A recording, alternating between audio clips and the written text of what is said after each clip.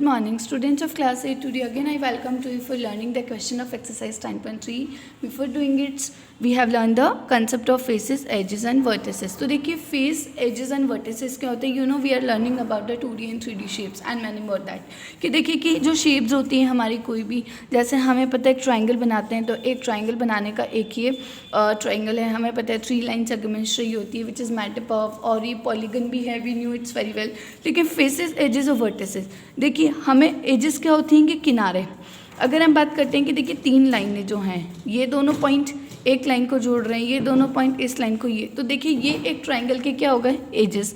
Vertices मतलब point, और faces जो हमें सामने से दिख रहे हैं. अब देखिए इट्स अ नॉर्मल ट्राइंगल, तो देखिए इसका सिर्फ मुझे क्या नज़र आ रहा है, एक सामने वाला कि हमें देख के पता लग रहा है, तो ये इसका क्या हो गया फेस. तो देखिए किसी भी शेप में तो नॉर्मली हम फेसेस, एजेस और वर्टिसेस जो टर्म्स हैं वो हम सॉलिड शेप्स के लिए पढ़ते हैं. सॉलिड शेप्स मतलब जो 3D शेप्स होती हैं नॉर्मली. तो देखिए दिस इज अ क्यूब. देखिए cube is made from a square. अब देखिए जो वर्टिसेस हैं, सबसे पहले वर्टिसेस मतलब पॉइंट, तो देखिए इसमें कितने वर्टिसेस होंगे 1 2 3 4. देखिए ये आपके एक फिगर है गिवन. तो देखिए वर्टिसेस मतलब ये जो किनारे हैं, तो देखिए कितने वर्टिसेस है 1 2 3 4. ओके.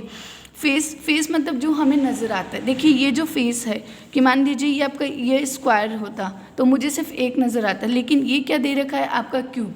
तो देखिए ये 1 फेस, ये 2 फेस, मतलब इसके जो जितने भी हम हिस्से देख पाएँ उन्हें हम बोलते हैं फेसेस. फिर होती है एजेस. एजेस मतलब लाइन्स या किनारे. ओके. इसी तरीके से this is a cuboid, it's look like a brick. तो देखिए इसके फेसेस हो गए. देखिए ये है इसके एजेस. ओके. ये वर्टिसेस 1 2 3 4, और हम फेसेस बात करें तो देखिए ये एक 1 फेस, इसके पीछे का ये 3 4.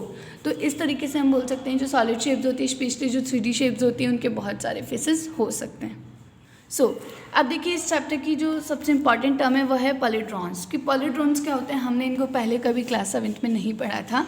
तो देखिए पॉलीड्रॉन्स कैसी शेप होती है बच्चों, कि each of these solids made up of polygonal region which are called its faces. These faces meet at edges which are line segment, and the edges meet at vertices which are points. Such solids are called a polydrons. मतलब कि कहने का मतलब है कि आपकी जो shapes होती हैं, आपकी जो सॉलिड शेप्स होती हैं, जो कैसी होनी चाहिए पॉलीगन. पॉलीगन यू नो कि हमारी जो पिछली क्लास में और इस क्लास के भी जो कुछ चैप्टर्स हमने पढ़े हैं उनमें हमने देखा कि पॉलीगन क्या होता है, कि polygon is a figure which is made up of a close figure. जैसे और सबसे छोटा जो पॉलीगन होता है, मतलब एक पॉलीगन बनाने के लिए एटलीस्ट हमें 3 लाइन सेगमेंट चाहिए होती है, और 3 लाइन सेगमेंट से हमारा कौन सा पॉलीगन बनता है बच्चों, ट्राइंगल बनता है. उसके बाद हमारी बात होती है स्क्वायर है, रेक्टेंगल है, क्वाड्रिलेटरल है, वो भी सब हमारे पॉलीगन्स थे.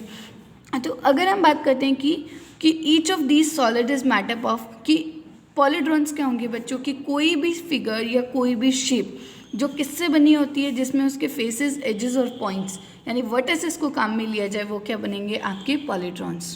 Okay.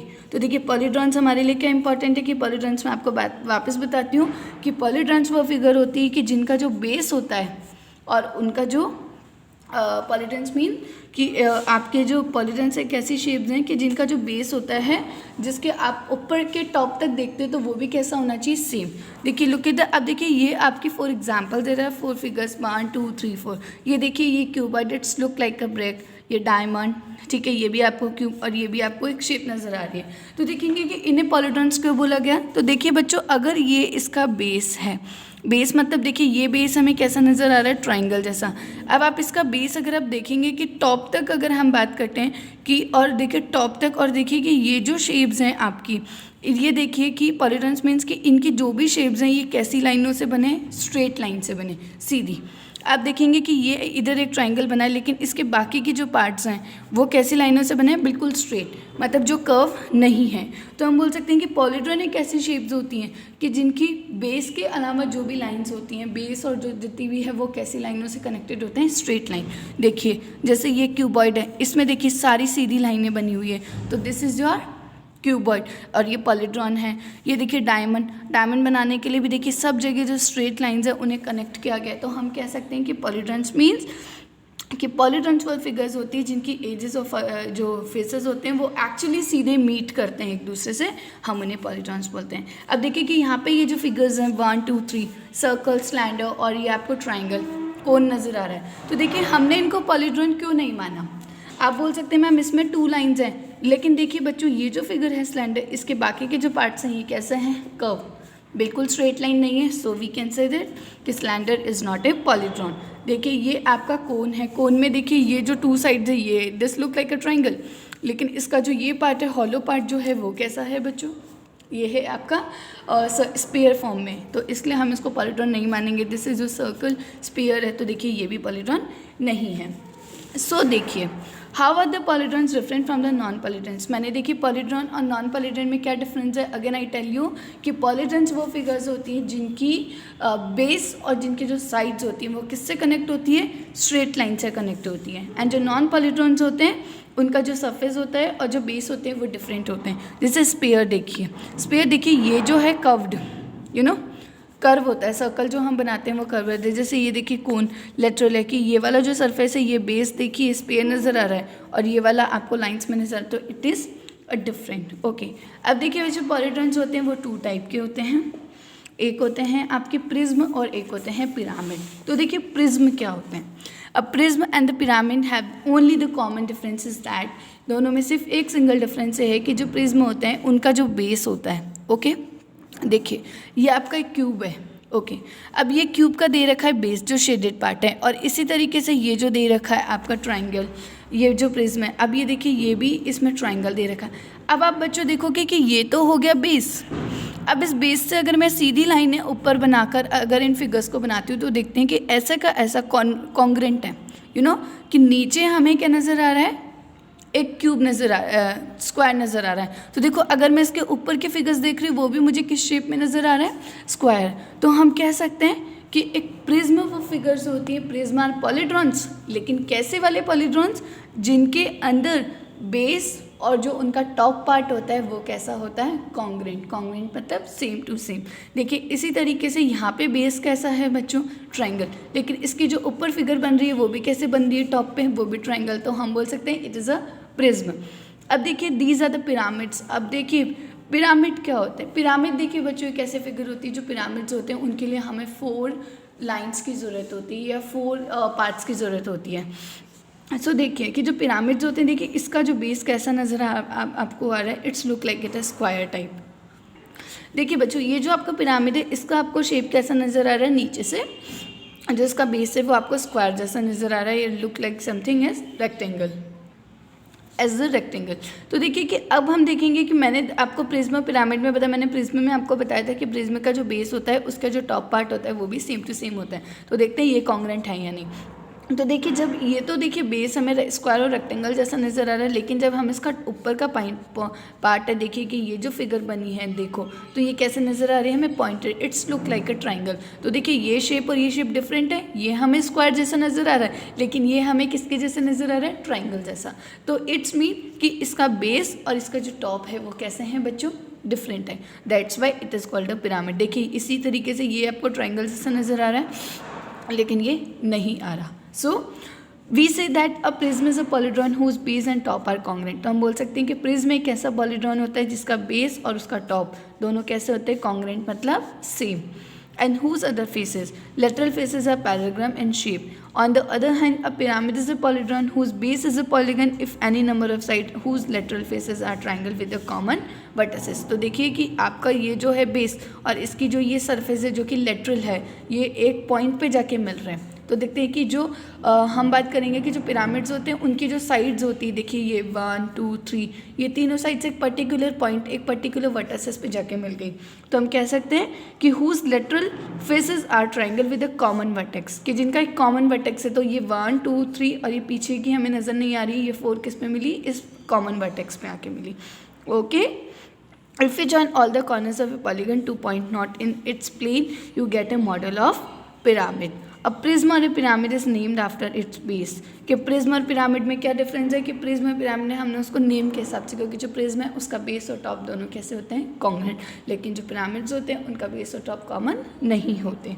Okay, now we are doing the questions of it is.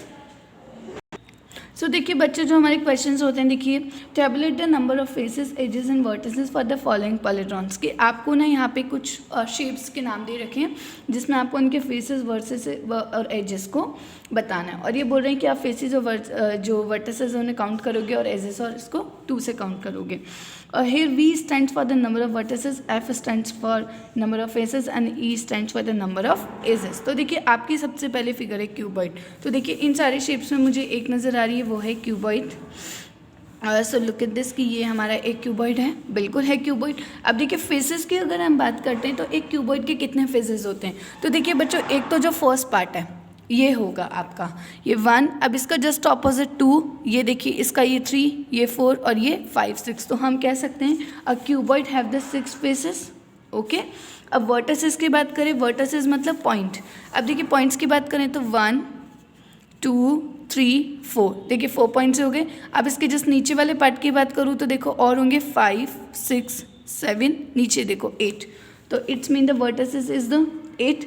अब एजेस मतलब लाइंस। तो देखिए लाइंस कितनी होगी बच्चों, देखिए 1 2 3 4 5 6 7 8, 8 तो ये हो गई, और नीचे की जो 4 हमें नज़र नहीं आ रही वो की, तो 8 + 4 is the 12। So the edges is the 12। अभी बोल रहे हैं कि फेसेस और वर्टिसेस को ऐड करो, तो फेसेस हैं हमारे 6 और वर्टिसेस हैं 8। तो इन दोनों को ऐड करने पे हमारे पास क्या नंबर आ रहा है? 14। और एजेस हमारे कितने हैं? 12, और 2 इज़ ए फॉर्मुलेटेड, तो 12 + 2 is equals to 14। Okay. So this is, अब देखिए ट्रायंगुलर पिरामिड, देखिए दिस इज अ पिरामिड जो कि ट्रायंगुलर है। अब हम इसके फेसेस की बात करते हैं तो देखिए ट्रायंगुलर पिरामिड के कितने फेस होते हैं? तो देखिए बच्चों, एक तो ये 1 2 3, और ये पीछे वाला पार्ट हमें नज़र नहीं आ रहा। तो triangular pyramid has a 4 faces. Vertices की बात करें 1 2 3 4। ओके।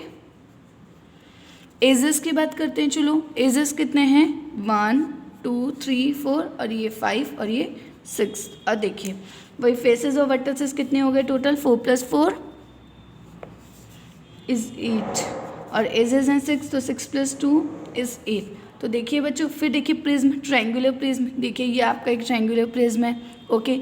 अब इस ट्रायंगुलर प्रिज्म में क्या दे रखा है? इसके फेसेस की बात करें तो देखिए इसके कितने फेसेस होंगे? 1 2 3 4 5।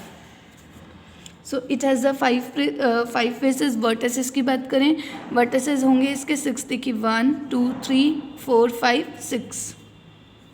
और एजेस की बात करें तो 1 2 3 4 5 6 7, और जो 3 हमें नज़र नहीं आ रहे हैं बच्चे 9। तो देखिए F + V, 5 + 6 इज़ 11, और E + 2, E है 9 + 2 11। अब देखिए पिरामिड विद स्क्वायर बेस, देखिए पिरामिड विद स्क्वायर बेस इसमें नहीं दे रखा, ठीक है, छोड़िए अभी आप लोग खुद करें। तो देखिए पिरामिड विद स्क्वायर बेस जो होता है, मतलब कि आपका देखिए ये दे रखा, आपका एक स्क्वायर नज़र आ रहा है जिसका बेस कैसा है आपका, ठीक है। चलिए इसकी बात करते हैं कितने हो गए। तो देखिए 1 2 3 4, और नीचे का जो बेस है वो कितने हो गए? 5। फेस वर्टिसेस भी 5, दोनों को काउंट करेंगे, और एजेस होती है 8। तो F + V is 10 and E + 2 is 10। अब देखिए प्रिज्म विद स्क्वायर बेस, तो देखिए आपका प्रिज्म दे रखा है कैसे बेस के साथ? स्क्वायर बेस के साथ। तो देखिए इसके फेसेस देखिए अगेन 1 2 3 4 5 6, ठीक है। एजेस है बच्चों इसकी 8, वर्टिसेस हैं 8, और एजेस है 12, और ये 14 और ये 14। तो देखिए बच्चों, इस तरीके से हमारे पास एग्जाम में आपको फिगर्स दे रखी होती है, और आपसे पूछेंगे कि आपको इसमें कितने फेसेस हैं, कितने वर्टिसेस हैं और कितने एजेस हैं, आपको उसे काउंट करके लिखना होता है। सो देखिए बच्चों, आपने एक चीज़ नोटिस की होगी, जो टेबल मैंने बनाई उसमें मैंने फेसेस और वर्टिसेस को क्यों ऐड किया और ई में 2 को क्यों ऐड किया। ये जो फॉर्मूला होता है, what do you infer from the last 2 column in each case do you find F + V is equal E + 2। देखेंगे कि हमने क्या देखा था कि अगर हम फेस और वर्टिसेस को ऐड करते हैं, F मतलब फेसेस और V मतलब vertices, which is equals to E + 2। मतलब हम बोल सकते हैं कि अगर हम फेसेस और वर्टिसेस को टोटल करते हैं तो वो किसके बराबर आनी चाहिए? एजेस में 2। तो ये एक आपका फार्मूला है। This relationship is called Euler's formula. ये फार्मूला आपको क्या बोलता है बच्चों कि अगर आप किसी भी सॉलिड शेप की अब फेसेस और वर्टिसेस को ऐड करते हो तो वो किसके बराबर आने चाहिए, उसकी एजेस के, और आप उसमें 2 ऐड करेंगे. So okay, I hope you understand the concept of this exercise. Thank you all.